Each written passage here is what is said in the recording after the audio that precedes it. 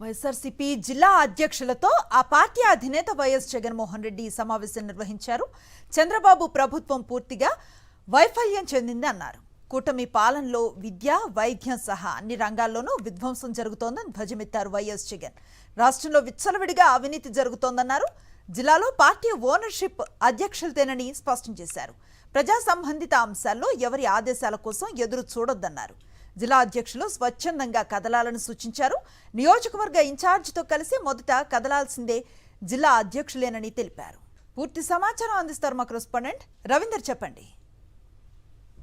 Anusri, YSR Congress party జిల్లా అధ్యక్షులతోటి ఆ party అధినేత వైఎస్ జగన్ సమావేశాన్ని నిర్వహిస్తున్నారు. ప్రస్తుతం కూడా సమావేశం ఇంకా కొనసాగుతూనే ఉంది. అందులో భాగంగా అనేక అంశాల గురించి ప్రధానంగా ప్రస్తావన చేసినట్టు మనకి సమాచారం అవుతుంది. అందులో కూడా పార్టీ పరంగా రానున్న రోజుల్లో చేయాల్సినటువంటి కార్యక్రమాలతో పాటు మరోటి ఈ పార్టీకి అనుబంధంగా ఇప్పటి వరకు ఉన్నటువంటి కమిటీలు ఏవైతే ఉన్నాయో ఆ కమిటీలను త్వరితగతిన పూర్తి చేయాలని వైఎస్ జగన్ సూచించారు. ఎందుకంటే ఇప్పటికే సహజంగా ఏ ప్రభుత్వం మీదైనా కనీసం 2-3 సంవత్సరాలు ఉన్న తర్వాత కానీ ప్రజల వ్యతిరేకత అనేది వస్తుంటుంది. కానీ ఈ ప్రభుత్వం ప్రస్తుతం ఉన్నటువంటి కూటమి ప్రభుత్వం మీద కనీసం ఈ 10 నెలలు కూడా కాకుండా అప్పుడే భారీ స్థాయిలో ప్రజల వ్యతిరేకత వచ్చింది. కాబట్టి ఇలాంటి సమయంలో ప్రతిపక్షంగా ఉన్నప్పుడు వచ్చే ప్రతి అవకాశాన్ని కూడా వినియోగించుకోవాలని వైఎస్ జగన్ జిల్లా పార్టీ అధ్యక్షులకు అయితే సూచించారు. ఎందుకంటే ప్రతి జిల్లాలో కూడా పెద్ద ఎత్తున సమస్యలు ఉన్నాయి. ఏ జిల్లాకు ఆ జిల్లాలో సమస్యలు ఉన్నాయి. ప్రధానంగా రైతాంగానికి సంబంధిస్తే కోనసీమ జిల్లాలో ఆక్వా రైతులు క్రాప్ హాలిడే ప్రకటిస్తున్నటువంటి పరిస్థితి ఉంది. ప్రకాశం జిల్లాలో పొగాకు రైతులు ఆందోళన చేస్తున్నారు.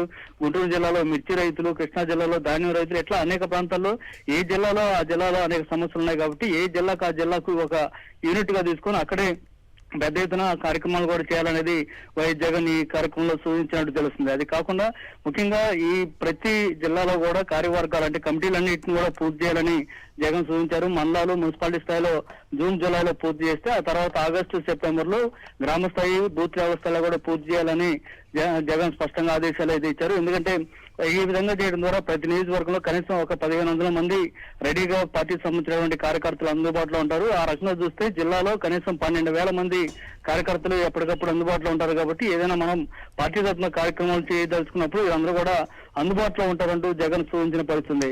దాంతోపాటు రానున్న రోజుల్లో ఇంకా ఈ కమిటీలు పూర్తి చేసుకుంటే ప్రజా సంక్షేమానికి సంబంధించినటువంటి కార్యక్రమాలు, అట్లాగే ప్రజాపక్షంగా మనం చేయాల్సినటువంటి కార్యక్రమాలు అనేకం కూడా ఉంటాయి. వాటి తాలూకు ప్లాన్ కూడా వేస్తున్నాం. ఒక రూట్ మ్యాప్ కూడా రెడీ కాబోతుంది. కాబట్టి అందుకు అనుగుణంగా పార్టీకి సంబంధించినటువంటి జిల్లా అధ్యక్షుల ఆధ్వర్యంలోనే ఈ కార్యక్రమాలన్నీ కూడా పూర్తి చేయాలి, అన్నిటికీ సన్నద్ధంగా ఉండాలంటూ కూడా వైఎస్ జగన్ ఈ సమావేశంలో సూచించారు. అనుశ్రీ.